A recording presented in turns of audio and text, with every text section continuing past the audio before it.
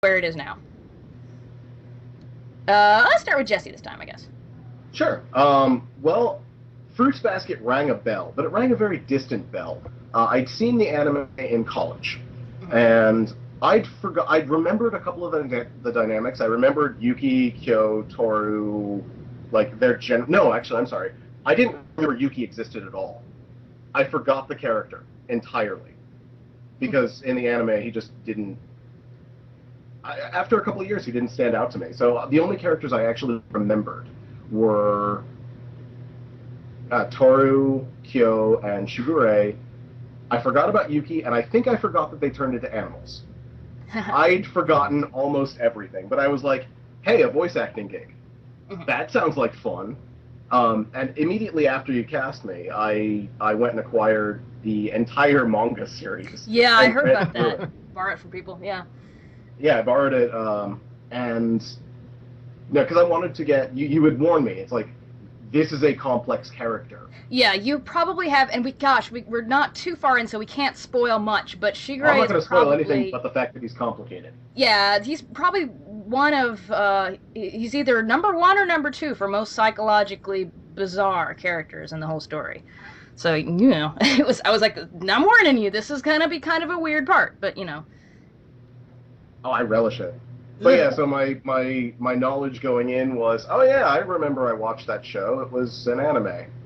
And now I have a very firm knowledge of pretty much everything, the various psychological things. The only thing I don't have a firm grasp on is matching the character name to the character. Just How so? sometimes their names. There are characters, like, I don't remember who Ritsu is. I remember... Ritsu is the monkey who apologizes for everything. Okay, gotcha. See, now I've got it immediately. And I've got a full picture of the character in my head. But and again, he originally did not audition for that part. He sent in auditions for like every other male character except Ritsu, and I'm like, it's Ritsu. So yeah, sometimes you just can't tell. But that's about it. So it's like so now I've found that I'm matching voice actors to characterization instead of names. Yeah. Which is awesome.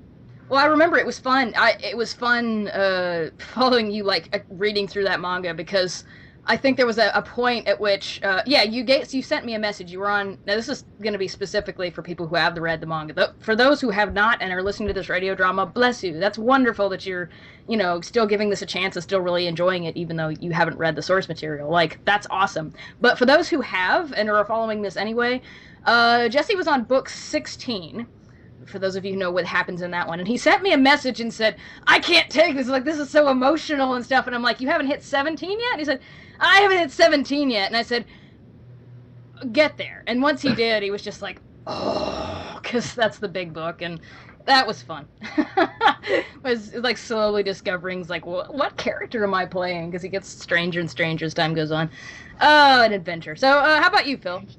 Yeah, weirdly similar, actually. So I had watched Fruits Basket in college, and it had been a couple of years since then, so I'd kind of forgotten all about it until I saw this audition and was like, oh, hey, yeah, Fruits Basket, I remember that. And at that time, I had only, like I said, watched the anime, so I only really knew what that went through, like basically everything through that, and especially, thinking specifically of Kyo, the last couple of episodes and how it talks about those sorts of things. And then after I got the parts, I worked at a bookstore. So I was just like, okay, I have breaks. I'm going to make use of them. So I just grabbed each issue of the manga like one at a time and kind of just read through it during that month waiting between getting cast and actual recording starting.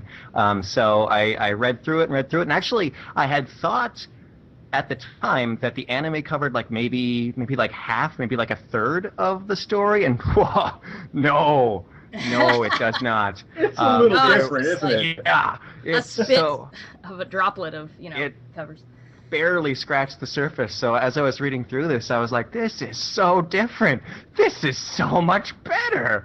So it was nice. I mean, it was definitely nice to, especially looking specifically at Kyo and going, oh, what's he like, and seeing kind of the layers develop and how he's a big angry grumpy cat man, but he has got some depth to him. There's a little bit of a backstory there, and it was kind of fun to experience that and read that. So yeah.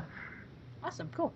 Yeah, with Kyo specifically, and a lot of the little details of characters. You mentioned that like when you first watched the show, like you forgot that Yuki existed. Well, that's not surprising considering like, and I mean, Kyo's a similar-ish boat only because he's so much more loud and out there. It didn't affect him as heavily, but the anime, while not bad by any means, basically has event for event the same stuff that happens in the first 5 or so books of the manga, but it takes out any foreshadowing, anything that seems slightly too adult. The entirety of episode 16, which is the last episode released at the time of this recording, was taken out of the books.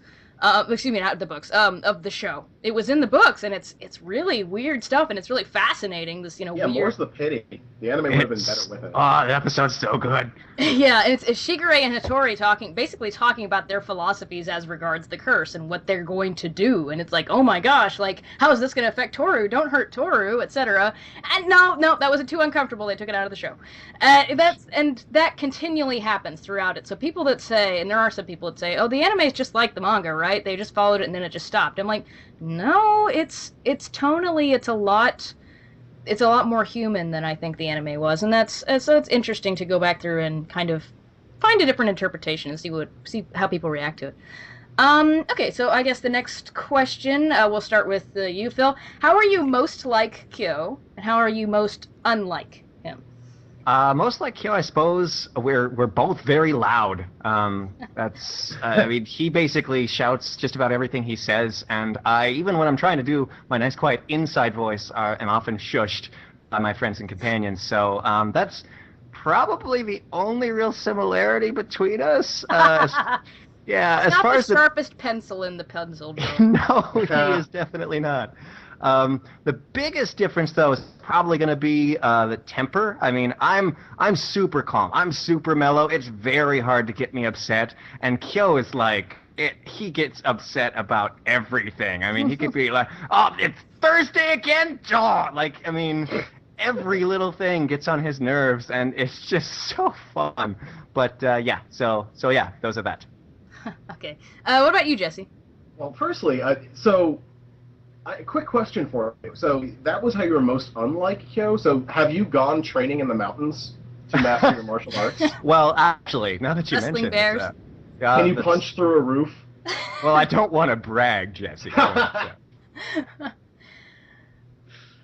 Oh, how am I most like Shigure? Now that's an excellent question.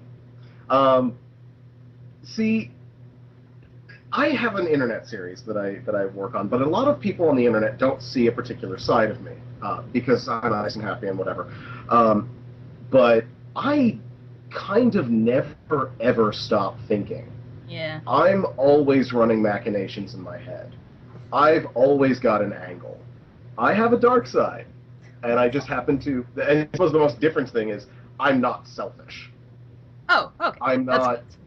Well, no, I've always got machinations because I don't forget things very easily. So any information I get just gets pulled into this massive little, buckets of information that I can pull out at a whim. So I'm always thinking about lots of things.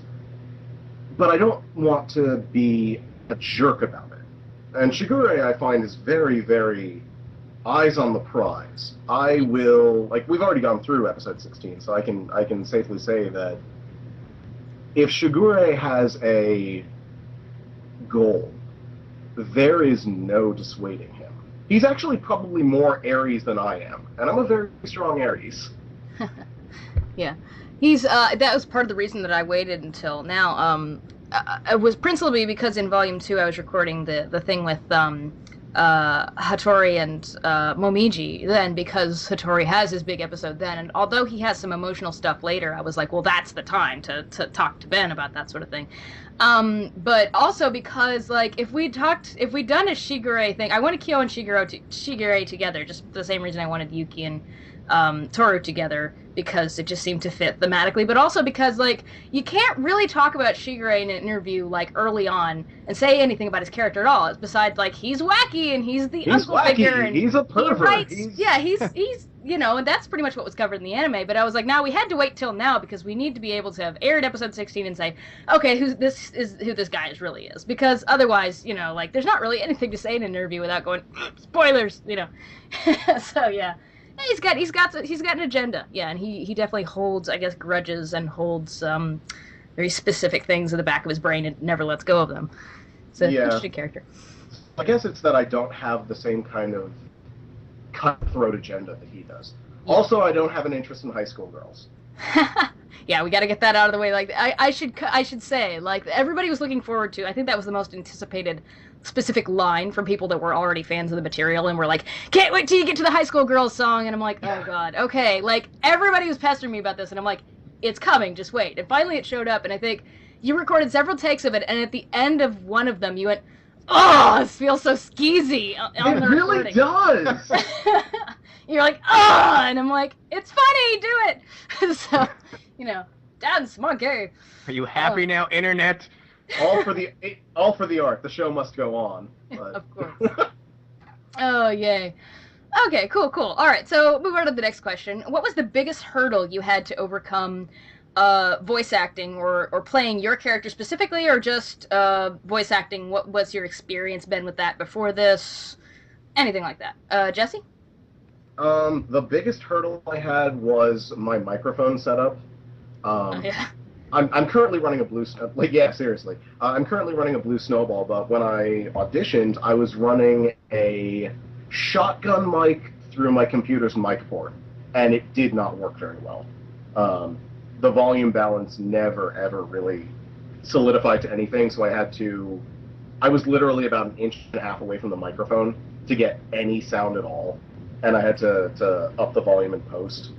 So that was it took time, it took effort, and it never came out quite right.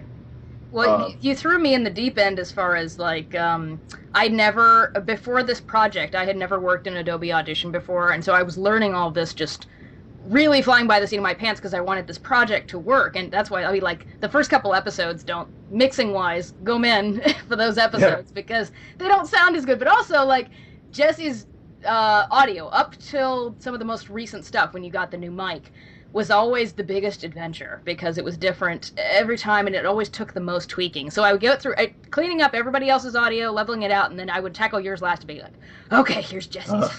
I'm sorry for hack that. into it. Oh, that's okay. Hey, it was always actually kind of fun trying to figure out how to make it, how to sweeten it the best. But it always took the most. Trial by fire. Yes, trial by fire. So yes. Previous experience. I've been in theater since I was like 6. And one of the various, I do acting, and I had done voice acting prior to this. I had actually done it even worse. I had worse tech for the previous gig that I ran. My audition it was just a local college video game project that people wanted voice actors for. And I recorded it with the on-camera mic for a Canon GL1, which is an archaic camera nowadays. Yeah. And that was ridiculous. You actually had it much easier than they did, in all likelihood. But that time we actually got to record in a recording studio for the final product, and that was cool. So Any challenges? With Any Shigure? challenges with Shigure specifically, or is that pretty natural? Or Shigure's... I get Shigure. I think that I've got a handle on him. There's a little bit of that kind of, well, how can I twist this to my advantage? Just always in the back of my head. So it's just, okay, I have to give you a happy face now, or a sardonic face right now. Yeah. And I like how naturally the laughing comes to you. Like, even in, the first episode, there's a thing where Shigure just loses his shit laughing at Toru's misfortune of having to live in a tent in the woods. And I think when I first got that take, and just how natural it sounded and how long it went, just laughing for 3 minutes straight, I was like, I love this. This is the best thing. I have in fact practiced my evil laugh before. I've modeled it off of several different various things. There's a bit of Laharl from Disgaea in my evil laugh. Lovely. Yeah. Okay, so what about you, Phil? Yeah, actually, before I do this, Jesse, real quick, can you say, how can I twist this to my advantage again? Because that was awesome. How can I twist this to my advantage? Oh, that was awesome. Okay. So, yeah, I would say probably the